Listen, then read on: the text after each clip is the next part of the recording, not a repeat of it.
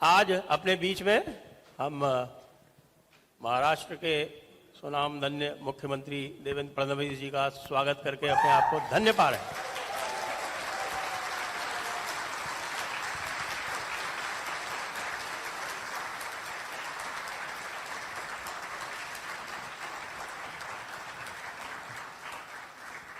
और आपको ये भी बता दें कि मुख्यमंत्री जी ने स्वयं कहा कि वो प्रश्नों के उत्तर देंगे। नहीं तो आपने देखा होगा कि वो भाषण इत्यादि की एक परंपरा होती है, तो मुख्यमंत्री जी ने स्वयं कहा कि नहीं वो बैठेंगे और एक स्पीकर की भांति प्रश्नों के उत्तर देंगे। तो आपका बहुत बहुत स्वागत है जयपुर डायलॉग्स के इस मंच पर, जिसे हम पुणे में लाए हैं और भाऊ के आग्रह पर और भाऊ के निर्देश पर हम इसको पुणे में ला पाए हैं। तो आज का प्रथम प्रश्न आपसे यही है कि हमारी थीम है एक है तो सेफ है, बटोगे तो कटोगे, और प्रत्यक्ष प्रमाण दिल्ली में इस समय दिख रहा है। जी बिल्कुल। सबसे पहले तो मैं जयपुर डायलॉग्स का बहुत बहुत स्वागत भी करता हूं और अभिनंदन भी करता हूं कि आपने पूना में आने का निर्णय लिया। और हमारी ये मान्यता है कि पुणे ये नरेटिव की नगरी है। यहाँ पर जो विचार तैयार होता है वो पूरे देश में जाता है। तो जयपुर डायलॉग का मंथन पूरे देश में जाएगा, ये मुझे विश्वास है। और आपने जिस प्रकार से कहा, मैं ऐसा मानता हूं कि एक है तो सेफ है का पहला उदाहरण तो महाराष्ट्र में देखने को मिला, उसके बाद आज दिल्ली में देखने को मिला। क्योंकि महाराष्ट्र में जो लोकसभा का चुनाव हुआ था और उस चुनाव में जो वोट जिहाद हम लोगों ने देखा, एक वोटिंग पैटर्न जो हम लोगों ने देखा, जिसमें 12 सीटों पर बीजेपी को केवल बंटवारे के कारण हारना पड़ा, जिसमें धुलिया जैसी सीट, जहां पर 6 विधानसभा में से 5 विधानसभा में बीजेपी 1,90,000 से आगे है और एक ही विधानसभा में 1,94,000 से पीछे जाकर 4,000 वोटों से चुनाव हारी। ऐसी 12 सीटें थी जहां पर एक वोटिंग पैटर्न ध्यान में आया। तो जिस समय महाराष्ट्र में आकर प्रधानमंत्री जी ने अपनी सभाओं में हम कैसे जातियों में बंट रहे हैं और उसके कारण किस प्रकार से ऐसी ताकतों को बल मिल रहा है कि जो ताकतें इस देश में अराजकता लाना चाहती है, उसको लोगों ने महाराष्ट्र में स्वीकारा और इस प्रकार से वोटिंग किया। मुझे ऐसा लगता है कि महाराष्ट्र के इतिहास का सबसे बड़ा विजय इस बार हमको यहां पर मिला है। 237 सीटें हम लोगों ने यहां पर पाई है। तो एक है तो सेफ है, ये लोगों के भी ध्यान में आया है और अब देश भर में लोगों के ध्यान में ये चीज आई है। मैं थोड़ा अलग सवाल पूछना चाहूँगा। एक समय था, हम पुणे में है, पुणे में यहाँ शनिवारवाड़ा है, एक फडणवीस था जो यहाँ बैठकर दिल्ली कंट्रोल करता था।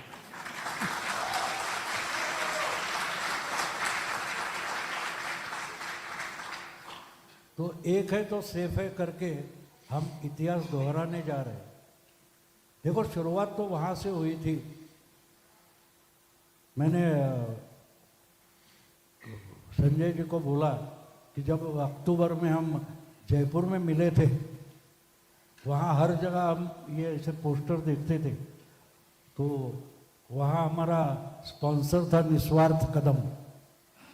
ये अगला कदम है, ये अगला कदम है। और यहाँ से आज का मुहूर्त है कि दिल्ली में भी हो गया कुछ। तो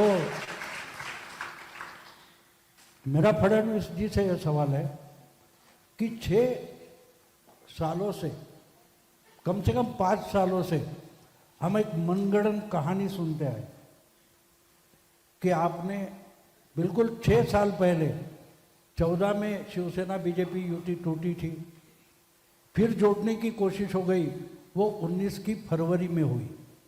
और जब अमित शाह जी और फडणवीस जी मातोश्री गए थे, ऐसा कहा गया कि बंद कमरे में 2.5 साल का वचन दिया गया था। तो ठीक है, उसकी सच्चाई कौन बताता है कौन नहीं बताता पता नहीं, लेकिन मेरा सवाल ये है कि फिर 9 महीने बाद जब विधानसभा के नतीजे आ गए, तो नतीजे आने तक तो एक बात थी, युति थी, और नतीजे आने के बाद 1 घंटे में युति टूट गई। तो ये कहा गया कि बीजेपी दगाबाजी कर रही है, बीजेपी ने जो वचन दिया था उसका पालन नहीं कर रही है। ये पिछले 5 साल की एक स्टोरी हर मीडिया में, हर चैनल में, हर अखबार में आ गई। हमें आपसे ये जवाब चाहिए कि आपने, अमित जी शाह ने या प्रधानमंत्री नरेंद्र मोदी ने 2.5 साल के लिए ना कहा तो कैसे कहा? क्योंकि मैं मजाक नहीं कर रहा हूं, मैं सीरियस क्वेश्चन पूछ रहा हूं। 5 साल से हम ये स्टोरी सुन रहे, ये सुन रहे भाऊ ने, लेकिन ना वो बता रहे, उद्धव ठाकरे ना बता रहे कि भाई इन्होंने ईमेल भेजा, व्हाट्सएप भेजा कि नहीं 2.5 साल नहीं दूंगा, ये इन्होंने नहीं कहा। लेकिन उद्धव ठाकरे जी जो ना बोल रहे कि हमको ना कहा गया, तो वो किस माध्यम से कहा गया, ये सवाल है। भाऊ ने बहुत सटीक प्रश्न यहां पर किया है। मैं थोड़ी क्रोनोलॉजी बताना चाहता हूं कि जिस समय लोकसभा का चुनाव था और हम अलायंस के लिए बैठे और करीब करीब अलायंस हमारा फाइनल हुआ, तो एक रात ऐसी आई कि जिस रात को उद्धव जी ने मुझे कहा कि देवेंद्र जी हमको 2.5 साल के लिए मुख्यमंत्री पद चाहिए, और उन्होंने कहा कि मैंने आपके वरिष्ठों के भी कान पे ये बात रखी है और अब अंतिम फैसला आज कर लेंगे और 2.5 साल के लिए हमको मुख्यमंत्री का पद चाहिए। रात में करीब 1 बजा हुआ था। मैंने कहा देखिए ये कोई फैसला तो मैं नहीं ले सकता, क्योंकि मेरी पार्टी एक पार्लियामेंट्री बोर्ड के थ्रू फैसला करती है। तो मैं ये प्रयास करता हूँ, हमारे अध्यक्ष अमित भाई है, मैं अमित भाई से बात करता हूँ। तो रात को 1 बजे मैंने फ़ोन किया, फॉर्चुनेटली अमित भाई भी जगे थे। तो मैंने उनको कहा कि अभी करीब करीब हम सीटों पर तो मान गए हैं, आगे का भी सारी चीज़ें मान्य हो गई है, लेकिन उनका कहना है कि हमको 2.5 साल के लिए मुख्यमंत्री का पद दिया जाए। तो अमित भाई ने मुझे कहा कि नहीं हमको मंजूर नहीं है और आप उनको कहिए कि हमको मंजूर नहीं। मैंने कहा अगर उनका कहना है ये मंजूर नहीं है तो हम अलायंस नहीं करेंगे। तो 2 टूक बात मुझे अमित शाह जी ने कही कि आप कह दीजिए कि नहीं होगा फिर अलायंस। और उसके बाद मैंने उनको कहा कि नहीं हमारी पार्टी को ये मंजूर नहीं है, हम 2.5 साल का मुख्यमंत्री पद आपको नहीं दे सकते। जो भी अभी ये है 5 साल, चूंकि हम सबसे बड़ी पार्टी है, आगे भी सबसे बड़ी पार्टी रहने वाले हैं, तो 5 साल मुख्यमंत्री पद हमारा होगा। हाँ, हमने पिछली बार डिप्टी सीएम आपको नहीं दिया था, तो हम डिप्टी सीएम आपको दे सकते हैं। तो उद्धव जी ने कहा कि नहीं फिर तो नहीं बन पाएगा। वो अपने रास्ते चले गए, मैं अपने रास्ते चले गया और हमारा अलायंस नहीं हो पाया। करीब 4 दिन के बाद उद्धव जी के यहाँ से संदेश आया कि वापस बात करना चाहते हैं। तो जो संदेशवाहक था मैंने उसको कहा कि भैया देखो इसमें नए सिरे से तो बात नहीं हो सकती, अगर वो अपनी 2.5 साल वाली मांग पर अड़िग है तो मेरी पार्टी उसमें मान्य करने को तैयार नहीं है। तो उन्होंने कहा नहीं, उन्होंने वो बात छोड़ दी है, उनको अभी 1 आध सीट बढ़ाकर चाहिए लोकसभा की, वो अगर आप देते हो तो वो 2.5 साल वाली बात छोड़ देंगे। हम वापिस बैठे तो उन्होंने कहा हमको पालघर की सीट चाहिए। तो मैं भी उस पर भी तैयार नहीं था। मैंने कहा ये तो हमारी पारंपरिक सीट है, हम इतने बार जीते हैं, लगातार हम लोग जीतते हुए आए हैं, बाई इलेक्शन में भी हमने इसको जीता।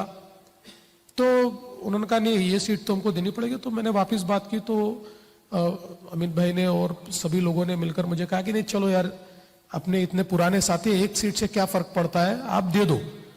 तो हमने कैंडिडेट सहित वो सीट उनको दे दी, हमारा अलायंस हुआ। और मैं बताता हूं, अमित भाई को उन्होंने मुझे कहा कि जिस दिन हम प्रेस कॉन्फ्रेंस करने वाले थे, प्रेस कॉन्फ्रेंस के दिन, उसने एक दिन पहले उनका मुझे फोन आया, बोले देखो यार, हमारी एक प्रकार से एक फेस सेविंग हमारा भी होना चाहिए। तो मुझे लगता है कि अमित भाई पहले मातोश्री पर आए और वहां से हम प्रेस के लिए जाए। तो मैंने उस प्रकार से अमित भाई से बात की। अमित भाई ने कहा कि लेकिन आप उनको ये बोलिए कि कोई टॉक्स ओपन नहीं होंगे। मैंने कहा नहीं नहीं, उनसे बात हो गई है, कोई टॉक्स ओपन नहीं होंगे। और हम लोग गए, फिर वो थोड़ा उससे मतलब जो अमित भाई को मैं लेकर जाने वाला था, उससे 1 घंटा पहले मुझे उनका फोन आया, बोले देवेंद्र जी मैं अमित भाई से कुछ बातचीत करना चाहता हूँ। मैंने बोला क्या बात करना है? वो तो नहीं, वो ओपन नहीं करना है मुझे। क्या है कि पिछले 5 सालों में जो हमारी भावना रही कि हमारी बात नहीं सुनी गई, या जो भी हमारे बीच तकरारें, वो मुझे एक बार उनको बोल के आगे में ठीक सारी चीजें चले, इस प्रकार से उनके साथ मुझे बातचीत करने। मैंने बोला बहुत अच्छी बात है, बिल्कुल आपके मन की सारी चीजें बोल दीजिए और आप उनसे बात करिए। तो ये जो बंद कमरे वाली बात है, इसमें जो एक बड़ा सा आपका छोटा कमरा है, बाहर बड़ा कमरा है, बड़े कमरे में मैं, आदित्य और बहनी भाभी जी हम बैठे हुए थे, और एक ये दोनों भी साथ में हम लोग सब बैठे थे। फिर मैंने याद दिलाया, मैंने कहा उद्धव जी आप कुछ बात करना चाहते तो बोले हाँ, एक 5 मिनट। मैंने अमित भाई को बताया था, ये लोग 10-12 मिनट अंदर बैठे, फिर मुझे अंदर बुलाया। फिर बोले कि अभी बातचीत ऐसी हुई है कि एक फेस सेविंग हमको देना है, तो अभी जो आप प्रेस कॉन्फ्रेंस में ऐसा बोलिए कि सत्ता में हमको सहभागिता मिलेगी, समान रूप से हमको सहभागिता मिलेगी वगैरह, एक 3-4 चीजें उन्होंने कही। तो मैंने वो चीजें, ये तय हुआ कि सिर्फ मैं प्रेस में बोलूंगा, वो दोनों प्रेस में नहीं बोलेंगे। तो क्या बोलना है ये मैंने वहां बोल के दिखाया। फिर उन्होंने भाभी जी को बुलाया, फिर मैंने वो क्या कहते हैं उसको, रिवाइंड करते हैं ना, ऐसा अपनी कैसेट को रिवाइंड करके भाभी जी के सामने बोल के दिखाया। फिर वही मैंने हिंदी में भी बोल के दिखाया, और फिर वो अप्रूव हो गया। और उस अप्रूवल के बाद उन्होंने कहा अब सब अच्छा हो गया, अब हम चलते हैं। फिर हम लोग गए, वो ब्लू सी नाम का एक हॉल है, वहां पर हमारी प्रेस कॉन्फ्रेंस हुई। उस प्रेस कॉन्फ्रेंस में जैसे तय हुआ था वैसे मैंने मेरी कैसेट पूरी बजाई, मराठी में भी बजाई, हिंदी में भी बजाई। इन्होंने किसी ने कोई बाकी बात नहीं कही। हमने प्रेस कॉन्फ्रेंस समाप्त की और हम लोग वापिस आए। इस पूरे चक्कर में कहीं पर भी ये बात नहीं हुई। अगर अंदर में 10 मिनट के लिए ये लोग बैठे थे, अगर अंदर में बात होती तो मेरे जाने के बाद मेरे से तो बात होती, मुझे तो बताया जाता कि ऐसा तय हुआ है या ऐसा विचार कर रहे, तो ऐसी कोई बात नहीं हुई थी। तो मुझे यह लगता है, और उसके बाद आपने भी देखा प्रधानमंत्री जी ने और अमित शाह जी ने, नड्डा जी ने, सभी ने बार बार अपने भाषणों में देवेंद्र के नेतृत्व में हम लोग लड़ रहे हैं, देवेंद्र मुख्यमंत्री बनेंगे। आप उस समय के उठाकर देख लीजिए जो वीडियोज है, जब ये घोषणा हुई तो उद्धव जी भी ताली बजा रहे हैं सारी सभाओं में, उन्होंने भी कहा देवेंद्र जी के नेतृत्व में हम लोग लड़ रहे हैं।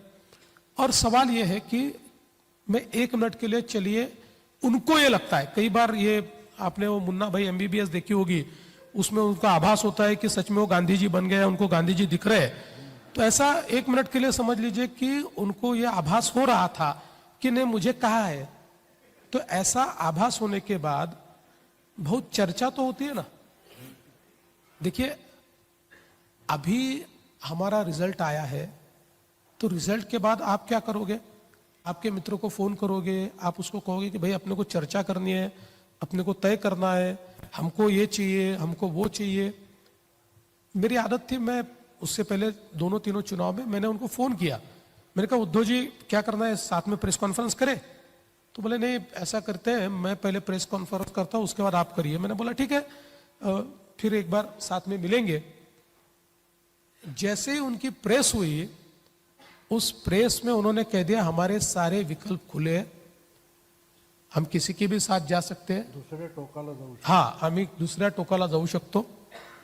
और उसके बाद उन्होंने, मैंने जब उनसे बातचीत करने की कोशिश की, वो दिन था और सरकार बनी उनकी, वो दिन था, उन्होंने कभी भी फोन भी मेरा नहीं लिया, फोन पर भी बात करने से इनकार कर दिया. तो सवाल ये उठता है कि अगर आपको डिस्कशन करना है, अगर आपको ये आभास है कि नहीं मुझे किसी बंद कमरे में ये कहा गया था कि आपको सीएम का पद दिया जाएगा, तो चर्चा तो कर सकते थे. आपने चर्चा नहीं, क्योंकि आपने पहले दिन से तय कर लिया था कि अगर नंबर गेम फंसता है. और इसमें मतलब बाद में जो चीजें ध्यान में आई वो ये आई कि शरद पवार जी ने इनके साथ एक प्रकार से प्रीपोल टैसिट अंडरस्टैंडिंग की थी. पवार जी ने उनको कहा था कि देखिए जहां पर आप लोग कांग्रेस के सामने लड़ रहे हैं हम आपको मदद करेंगे, जहां हम बीजेपी के सामने लड़ रहे हैं आप हमको मदद कीजिए, क्योंकि आपके अगर सीटें बहुत ही कम आई तो बीजेपी तो अपने बलबूते पर भी सरकार बना लेगी, क्योंकि जो प्रीपोल सारी चीजें आ रही है उसमें बीजेपी 130 तक जा रही है, तो उनको आपको हराना जरूरी है और हम लोग थोड़े मजबूत होंगे. ये वो तो उन्होंने अभी बताया. हाँ वो बात में अभी उन्होंने कन्फेस ही कर दिया. उनका सीट का बंटवारा चल रहा था, हाँ तब उन्होंने बोला कि नहीं पहले नाम घोषित करो, वरना तो एक दूसरे को गिराते हैं. तो वो पॉलिसी वो अभी अभी बताई. बिल्कुल. तो इसलिए उन्होंने ये पहले से तय किया था कि हमको अगर नंबर के, देखिए अगर बीजेपी 120 पर चली जाती तो उद्धव ठाकरे कभी बीजेपी को छोड़कर नहीं जाते. जैसे उनके ध्यान में है कि नंबर गेम ऐसा फंस रहा है कि हम सरकार बना सकते हैं, उन्होंने अपना रंग बदल दिया. अगला सवाल मेरा एकदम सिंपल है. 2019 के विधानसभा के चुनाव के नतीजे आने के बाद, यानी चुनाव के नतीजे पूरे हो रहे थे, वहां तक उद्धव ठाकरे शिवसेना अपना बीजेपी युति में थे, 1 घंटे में बदल गए. बिल्कुल. तो अगर उद्धव ठाकरे नाम के एक इंसान है महाराष्ट्र के, उनको अपना मत बदलने में 1 घंटा लगता है, तो आपको लोकसभा से विधानसभा आने तक 6 महीने महाराष्ट्र के मतदाता को मत बदलने में देर क्यों हो गई? भाई इसका जवाब आप ही अच्छे से दे सकते हो, आपसे बड़ा विश्लेषक इसका कौन है? नहीं नहीं बिल्कुल, मैं इसीलिए पूछा है कि अगर 1 घंटे में, हम ये कहानी पिछले 2.5 महीने से सुन रहे कि ऐसा क्या हो गया, लोकसभा में ये था, विधानसभा में ये हो गया. अरे उद्धव ठाकरे भी इंसान है, हम लोग मतदाता इंसान है. अगर उद्धव ठाकरे 1 घंटे में अपना मत बदल सकते हैं तो मुझे अजीब लगता है कि हमारे मीडिया को ये क्यों समझ में नहीं आ रहा है कि मोटर 6 महीने में क्यों नहीं बदलेगा. और महाराष्ट्र की और महाराष्ट्र की खासियत है कि वोटर लोकसभा में और विधानसभा में अलग अलग वोटिंग करता है. 1999 में हमारी लोकसभा का चुनाव और विधानसभा का चुनाव एक ही दिन हुआ, एक ही दिन, एक ही मतदाता ने दोनों जगह वोट डाला 1 मिनट में. हाँ, एक ही मिनट में. 1 मिनट लेकिन 8% का फर्क था. लोकसभा में बीजेपी शिवसेना जीती और विधानसभा में कांग्रेस एनसीपी जीती, एक ही दिन. और अगर लोकसभा की रिजल्ट में विधानसभा की सीटें देखें तो बीजेपी शिवसेना को 288 में से 160 सीटें मिली, लेकिन विधानसभा में 288 में से 128 सीटें मिली. तो एक ही दिन अगर लोग एक ही समय वोटिंग को जाकर इतना डिफरेंट वोटिंग करते हैं तो फिर 6 महीने में ये परिवर्तन. और मैं तो उससे आगे जाकर बोलता हूं कि अगर कोई सटीक विश्लेषण लोकसभा के रिजल्ट्स का करे तो ध्यान में आएगा कि लोकसभा में हमारी स्ट्रैटेजिक हार हुई. लोगों ने वोट कम दिया ऐसा नहीं है, वोट हमारा मिला हमको 0.3%, लेकिन हाँ मतलब 43.9% उनको मिला, 43.6% हमको मिला. 0.3% का केवल फर्क उसमें रहा. लेकिन ये 0.3% के कारण हम 17 आए और वो 31 आए। तो ये स्ट्रेटेजिक वोटिंग का नतीजा था, जहां हम विधानसभाएं जीत रहे थे लेकिन लोकसभा हार रहे थे। कि हम फेक नैरेटिव से हारे। ये मेरे लिए गलत इसलिए था कि बीजेपी हारी, ये फेक नैरेटिव था। बीजेपी हारी नहीं थी, क्योंकि अगर 31% से अगर 282 आते हैं तो 37% कुछ था तो 240 हो गए। इसका मतलब डकवर्थ लुईस है। बिल्कुल डकवर्थ लुईस, करेक्ट।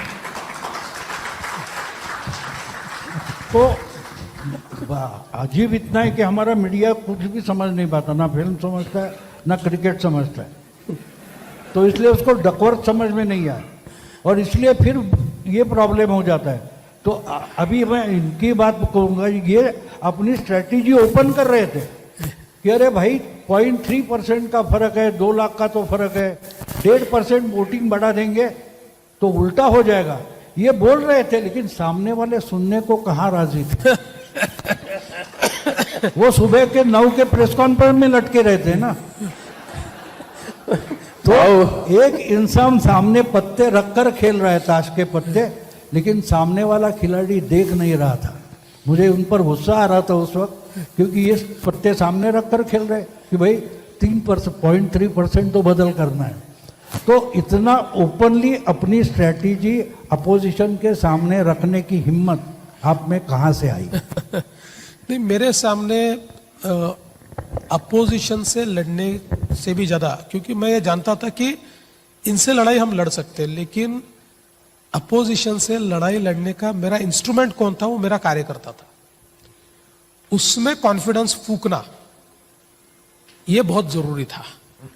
उसको ये बताना जरूरी था कि हम हारे नहीं है, हम स्ट्रैटेजिकली सीटों पर, हमारी सीटें कम आई है, लेकिन अगर हमारे एंटायरिटी में अगर हम देखें तो हम बहुत अच्छे तरीके से हम लोगों ने वोट लिए हैं, हमारे वोट बढ़े हैं और थोड़ी मेहनत से हम लोग इसको टर्न अराउंड कर सकते हैं।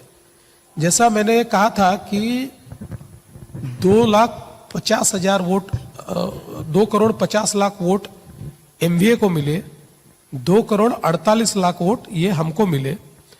मैंने कहा था कि अगर 2,75,00,000 वोटों पर हम पहुंच जाएंगे तो लैंडस्लाइड विक्ट्री होगी, लैंडस्लाइड। और वही हुआ, हम तो 3 करोड़ तक पहुंच गए और एक लैंडस्लाइड विक्ट्री हुई। तो मैंने लगातार ये कार्यकर्ताओं को बताने का प्रयास किया कि हम लोग जीत सकते हैं, हम हारे नहीं है। और तीसरा, मैं फेक नैरेटिव इसलिए बता रहा था कि मैं हमारे कार्यकर्ताओं को, विशेष रूप से जो विचार परिवार है, उसको भी अपील कर रहा था कि हमको जो आदत है, बीजेपी को आदत है पार्टियों से लड़ने की, चाहे कांग्रेस आ जाए, चाहे एनसीपी मतलब शरद पवार की पार्टी आ जाए, उद्धव ठाकरे की पार्टी आ जाए या और कोई पार्टी आ जाए, उनसे लड़ने की हमको आदत है। लेकिन जब उनकी जगह फोर्सेस लेते हैं और ये जो एनार्किस्ट फोर्सेस है, जिसको भारत जोड़ो का नाम दिया गया था, 180 संगठनाएं, इनसे लड़ने की आदत हमको नहीं है, हमारे पास वो स्ट्रैटेजी नहीं है। हम लोकसभा में इनके नैरेटिव को काउंटर करने का उपकरण ही नहीं ढूंढ पाए। जो हमने बाद में हमारे ध्यान में आया कि इसका उपकरण तो अपने परिवार में है, अपने विचारों में है, क्योंकि ये जो सारी 180 संगठनाएं हैं, ये जिन फील्ड में काम करते हैं उन फील्ड का 10% हिस्सा ये है, उन फील्ड का 60% हिस्सा ये तो हमारी संगठनाओं के पास है। तो इसलिए फिर हम लोगों ने फोर्सेस के खिलाफ नेशनलिस्ट फोर्सेस उतारे। तो ये जो 6 महीने का परिवर्तन है, ये एनार्किस्ट फोर्सेस के खिलाफ जब नेशनलिस्ट फोर्सेस उतरे तो हम तो पॉलिटिकल लड़ाई लड़ रहे थे, पॉलिटिकल लड़ाई हम जीत ही रहे थे, लेकिन फोर्सेस की लड़ाई हम लोग जीते। राजश्री फिल्म की 2 फिल्में वो उन्होंने उल्टी देखी। जी बिल्कुल। वो जो पहले फिल्म आई थी हम आपके है कौन, और बाद में आई हम साथ साथ हैं। साथ साथ है, करेक्ट। शायद उन्होंने लोकसभा में वो दूसरी फिल्म पहले देखी थी और बाद में पूछने लगे हम आपके है कौन। तो ये शायद इनके दिमाग से निकला होगा, मुझे पता नहीं, लेकिन इनके दिमाग में क्या चल रहा है जब मैं सोचता था तो मुझे लगा कि शायद देवेंद्र 2 फिल्में उल्टी करके दिखा रहे हैं। एक प्रश्न मैं ये पूछना चाहता हूँ कि एक विश्लेषण कल राहुल गांधी जी ने भी किया था महाराष्ट्र के चुनाव का, और वो बड़ा खतरनाक था। वो कह रहे हैं कि पूरे 5 वर्ष में 2019 से 2024 के लोकसभा के बीच में 32 लाख वोटर बढ़े और आपने 6 महीने में 39 लाख वोटर बढ़वा दिए। तो वो कह रहे हैं कि ये वोटर इंजीनियरिंग है। देखिए, मैं राहुल गांधी जी के लिए केवल इतना ही कहूंगा कि ताउम्र गालिब हम यही भूल करते रहे, धूल चेहरे पर थी और आईना साफ करते रहे।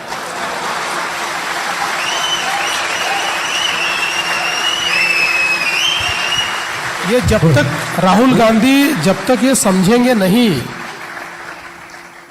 कि जनता ने उनका साथ छोड़ दिया है, तब तक इसी प्रकार से हारते रहेंगे। वैसे देखिए, कभी कभी आपके साथ कौन होता है ये भी बहुत महत्वपूर्ण होता है। अब आप प्रेस कॉन्फ्रेंस करने के लिए संजय राउत को साथ में लेकर बैठोगे तो ऐसे ही विचार आने वाले हैं। हालांकि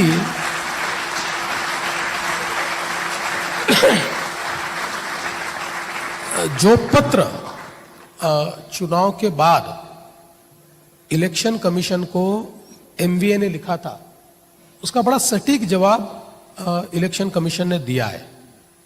लेकिन राहुल गांधी जी की एक खासियत है, आप कितना भी सत्य उनके सामने कह दीजिए, वो देखते नहीं है उसकी ओर, वो अपनी बात को कहते रहते हैं। वो नैतिक विजय में हाँ, बस वो यानी दूसरे इल्यूशन में रहने वाले मुन्ना भाई एमबीबीएस है ने हमारे राहुल गांधी जी है। तो अगर इलेक्शन कमीशन का हम लोग उस पत्र को देखें तो ये बात सही है कि कुल मिलाकर 40 लाख वोटर बढ़े हैं और करीब 9 लाख वोटर कम हुए हैं। अगर आप इसका मोटा मोटी हिसाब देखें, मोटा मोटी हिसाब, तो महाराष्ट्र की हर कॉन्स्टिट्यूएंसी में करीब 12-13 हजार वोटर बढ़े हैं, करीब 3-4 हजार वोटर कम हुए हैं। और अब ये कौन से वोटर बढ़े हैं, तो इसका भी विश्लेषण इलेक्शन कमीशन ने किया है। इलेक्शन कमीशन ने कहा है कि पहले यह होता था कि 1 जनवरी यही डेट होती थी कि जिस दिन व्यक्ति 19 का कंप्लीट हो, 18 कंप्लीट करके 19 का हो, उसके बाद ही वो नॉमिनेट कर सकता था। तो कई बार 4-4 साल निकल जाते थे, क्योंकि कोई व्यक्ति समझ लीजिए कि फरवरी में होने वाला है, फरवरी को 19 साल का वो हुआ तो अगले चुनाव में उसका नाम आता था। तो चुनाव कमीशन ने उसको बदल दिया। इसलिए बदला कि भारत की डेमोग्राफी ऐसी है कि हमारे यहां पर अब सबसे बड़ा वर्ग ये 18 से लेकर 36 साल का वर्ग है।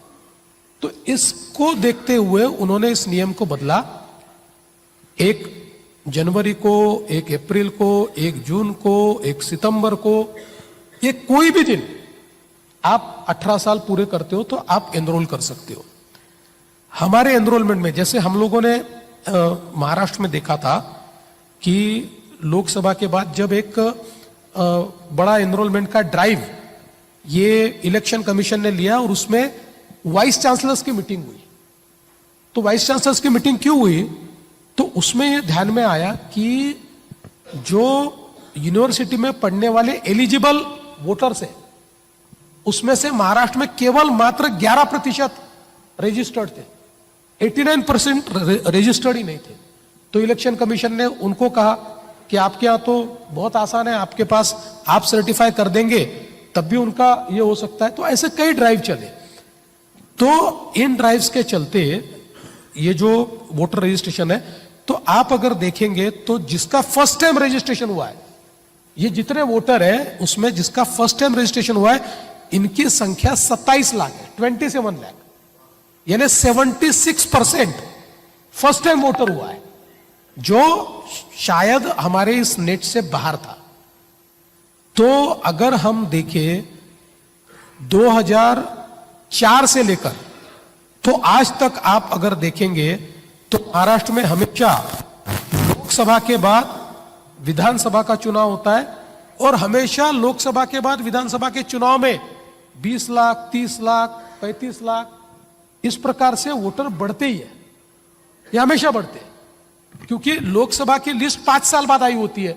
उस लिस्ट में और विशेष रूप से जो अर्बन स्टेट्स होते हैं, आप एक गांव में माइग्रेशन कम होता है या एक गांव में लिस्ट को मैनेज करना आसान होता है।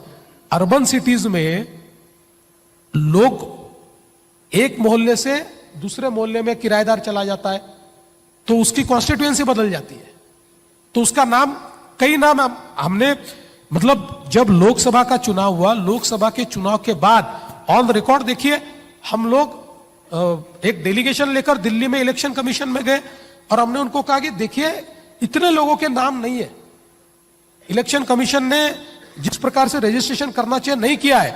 क्योंकि आपने भी टीवी पर देखा होगा लोकसभा के समय लोगों ने इंटरव्यू दिए कि हमारे नाम नहीं है, हमारे नाम गायब है, हमारे नाम नहीं आए, हमारे नाम गायब है। तो वो सारे लेकर हम गए और उसके बाद इलेक्शन कमीशन ने महाराष्ट्र में समरी ड्राइव की जगह एक व्यापक, नाम तो उसको समरी कहते हैं, लेकिन एक बहुत बड़ा ड्राइव चलाया जिस ड्राइव के चलते ये सारी चीजें यहां पर हुई।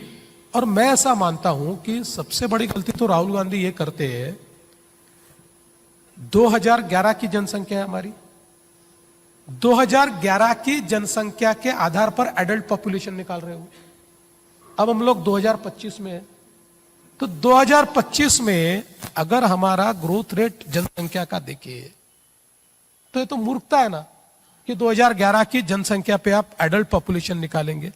इसलिए मैंने कहा कि अपने हारने के सही कारणों को अगर वो ढूंढेंगे तो शायद उनका कहीं ना कहीं रिवाइवल होगा, लेकिन उनको ढूंढना ही नहीं, उनको केवल बहाने ढूंढने, उनको साफ करते रहे। हाँ, बस आईना साफ करते हैं, अपने चेहरे की धूल देखना ही नहीं। तो क्या बोलते हैं उसको, कन्याकुमारी से लेकर वहां जाते जाते राहुल गांधी के मार्क्स नहीं बन जाते। और मैं भाऊ एक और चीज बताना चाहता वो हूँ, दाढ़ी करना भी भूल गए थे। हाँ। बस आईना साफ करते रहे, गाल साफ नहीं किए। और मैं आपको एक चीज और कहना चाहता हूं, वो जो कहते हैं कि 40 लाख वोटर बढ़े और वो हमारे बढ़े उनके नहीं बढ़े, अरे उनमें और हमने 1 करोड़ से ज्यादा का डिफरेंस है। अगर ये समझ लीजिए कि 40 के 40 ने हमको दे दिया तब भी उससे 60 लाख वोट ज्यादा लिए हमने, तो इसलिए ये मूर्खता है। ये केवल अपने आप को बहलाना है, अपने आप को समझाना है। और मुझे इससे आगे जाकर एक जो देखिए हमारे लिए तो एंटरटेनमेंट है, लेकिन इसका गंभीर एक नहीं है, एंटरटेनमेंट ही है, लेकिन इसका एक बहुत गंभीर पक्ष मैं कहना चाहता हूं कि ये जो अर्बन नक्सल मेंटालिटी है, ये जो एनार्किस्ट फोर्सेस है, ये फोर्सेस को बल देने का काम है।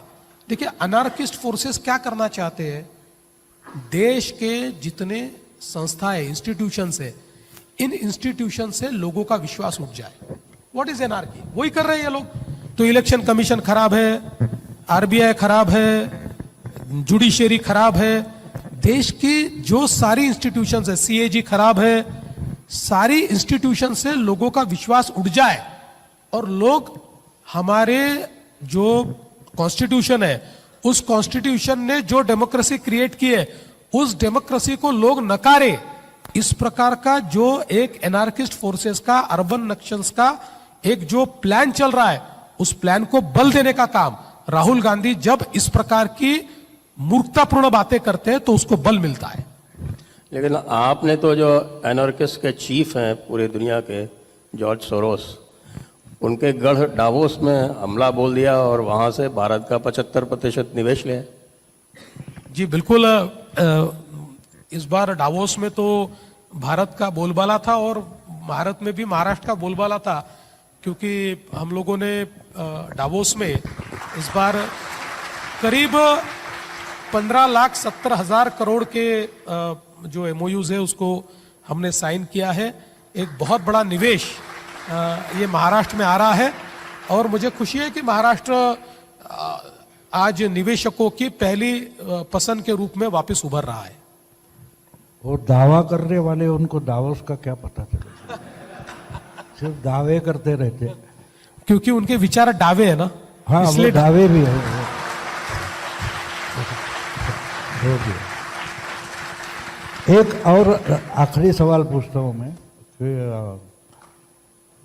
ये जो युति है इतनी बड़ी हो गई है तो आप इसको कैसे संभालते हो? और दूसरी बात ये कि जिस ढंग से जब महाविकास आघाड़ी में भी गड़बड़ थी, झगड़े चल रहे थे, आप में भी चल रहे थे, लेकिन आप अगर इतनी बड़ी संख्या में आए और वो नहीं आए तो आपके झगड़े सिर्फ मीडिया के लिए दिखाऊ थे या असलियत में थे? एक्चुअली मैं तो ऐसा मानता हूं कि जब ये झगड़े मैं मीडिया में देखता हूं तो मेरा बड़ा एंटरटेनमेंट होता है। अभी देखिए, एक मसलन छोटी सी बात कहता हूं कि अभी परसों एक हमारी बैठक थी, उस बैठक में एकनाथ शिंदे जी आने वाले थे। सुबह उनका फोन आया, उन्होंने कहा कि मेरी वाइफ की तबीयत खराब है, कुछ इमरजेंसी टेस्ट के लिए ले जाना है, तो मैं बैठक में नहीं आ पाऊंगा। मैंने कहा आप मत आइए, आप उसको प्रायोरिटी दीजिए। बैठक संपन्न हुई। अब हमने बहुत अच्छे निर्णय बैठक में लिए, वो निर्णय भी हमने बाहर बताए। उसकी हेडलाइन नहीं बनी, हेडलाइन बनी एकनाथ शिंदे नाराज, एकनाथ शिंदे बैठक में नहीं आए। अभी मैंने परसों भी बताया कि या तो ठाकरे राज होता है या तो नाराज होता है। यस नहीं और सबसे महत्व की बात है भाऊ, आप इतने सालों से शिंदे जी को देख रहे हैं। अब शिंदे जी का व्यक्तित्व है धीर गंभीर, इस प्रकार का व्यक्तित्व है। आपको बहुत कम शिंदे जी हंसते हुए दिखेंगे। ज्यादातर उनका जो फोटो है वो ही हंसता हुआ है, लेकिन नॉर्मली कम हंसते। अपना अपना एक व्यक्तित्व होता है, वो गंभीर व्यक्तित्व उनका सामने से दिखाई पड़ता है। तो जब वो मुख्यमंत्री थे तब भी चेहरा ऐसा ही था, उप मुख्यमंत्री हुए तब भी चेहरा ऐसा ही है, लेकिन अब वही चेहरा दिखा देखा के देखिए शिंदे जी हंसते ही नहीं है। ये हंसते नहीं है तो शिंदे जी नाराज है। तो ये जो सारी चीजें, मुझे ऐसा लगता है कि एक प्रकार से जो क्रिएटिव माइंड है ना भाऊ, वो मीडिया का समाप्त हो चुका है। हाँ बिल्कुल, वो क्रिएटिव माइंड बचा नहीं है। यानी तह तक जाए, खबरें निकाले, एक प्रकार से उस पर क्वेश्चन करे, या इश्यूज को हम लोग उठाए, पॉलिसीज पर हम लोग चर्चाएं करें, अभी मीडिया में बचा नहीं है। मीडिया को, चूंकि आप पैटर्न अगर मीडिया का देखेंगे तो 60 मिनट में 120 खबरें, 55 मिनट में 57 खबरें, तो ऐसी खबर देनी पड़ेगी। देवेंद्र फडणवीस के बालों का रंग सफेद हो गया, उन्होंने आज जूता गलत पहन लिया। और एक मुझे एक बहुत इंपॉर्टेंट ऑल इंडिया लेवल पर ये पूछना है कि हर पार्टी का जो प्रवक्ता होता है उसको अपनी पार्टी छोड़कर दूसरी पार्टी के हर बात क्यों मालूम होती है?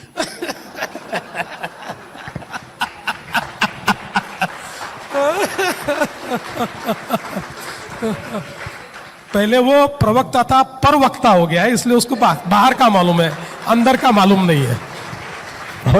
और एक आप संघ से संबंधित रहे, इसलिए और एक सवाल पूछना है कि संघ अगर प्रेस कॉन्फ्रेंस भी नहीं लेता जनरली, तो संघ की बातें जो होती है, अंदरूनी बातें होती है, वो बाहर सब लेफ्टिस्टों को कैसे मिलती है?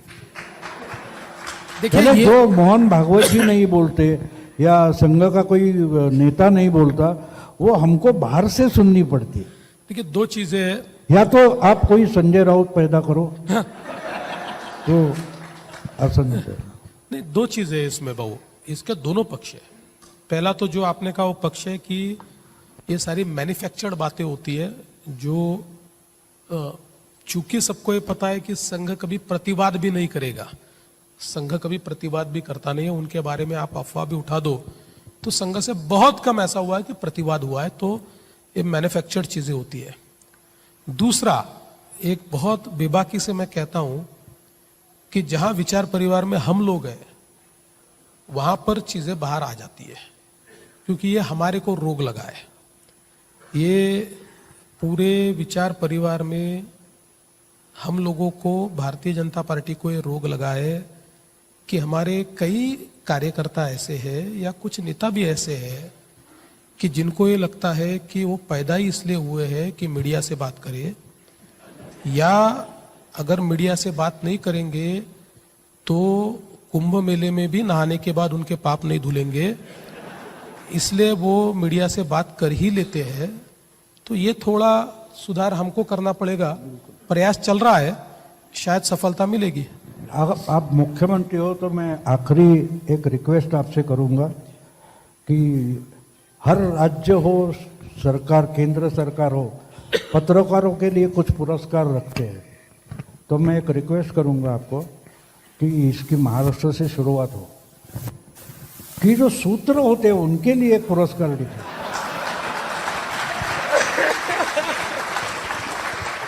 नहीं, देखो, ये बजट में आने की जरूरत नहीं, क्योंकि सूत्र सामने आकर पुरस्कार तो लेगा नहीं, तो सब फ्री है। अनाउंस करने में क्या मतलब फर्क होता है? भाऊ, मैं आपको दावे के साथ कहता हूँ, ऐसा पुरस्कार अनाउंस किया तो 8 दिन के बाद न्यूज आएंगे कि सूत्रों से पता चला है कि सूत्रों को पुरस्कार मिल गया।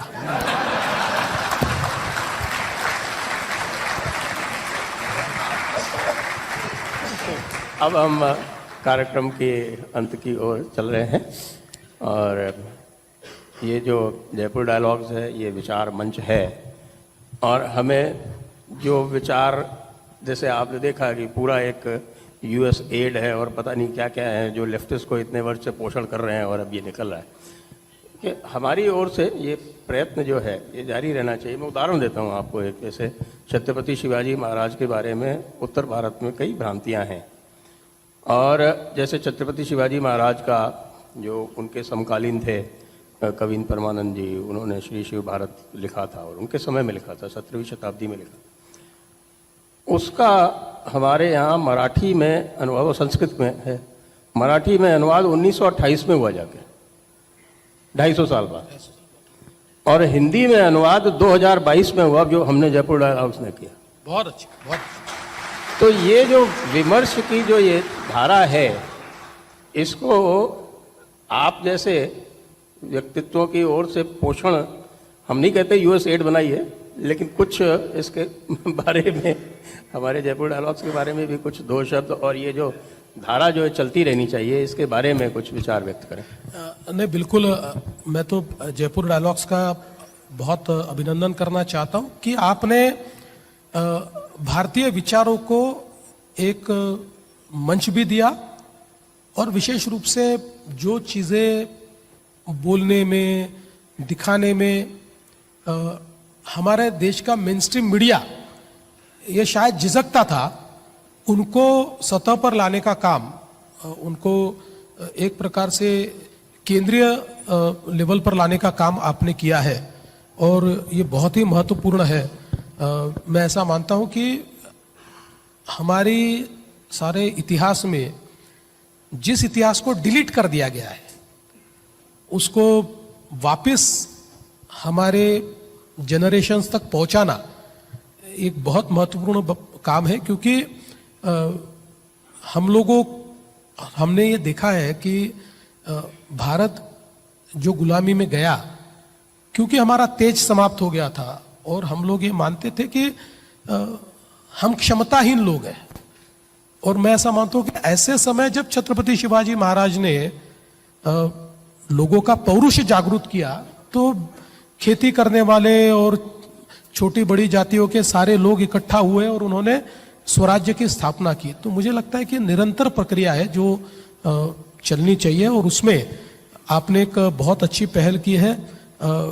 देश के जो राष्ट्रीय विचार है, उन विचारों के लिए ये मंच आपने खड़ा किया है। तो मैं ऐसा मानता हूँ, जब भाऊ ने हमको ये कहा कि जयपुर डायलॉग पुणे में भी होना चाहिए, तो हम सब ने उसका स्वागत किया, क्योंकि मुझे ऐसा लगता है कि इसको और ज़्यादा लोगों तक हमको ले जाना पड़ेगा। और मैं आपको ये आश्वस्त भी करना चाहता हूँ कि हम लोग ये जो प्रयास आपने किया है, इस प्रयास के पीछे बिल्कुल हम लोग खड़े रहेंगे और इसको और हम अच्छे तरीके से कैसे कर पाए इसका विचार हम करेंगे। आपका बहुत बहुत धन्यवाद जी, यहाँ thank you. आने के लिए। जी, थैंक यू। और हमारे सारे जितने भी यहाँ जयपुर ऑडियंस हैं, इसको भी बहुत बहुत धन्यवाद।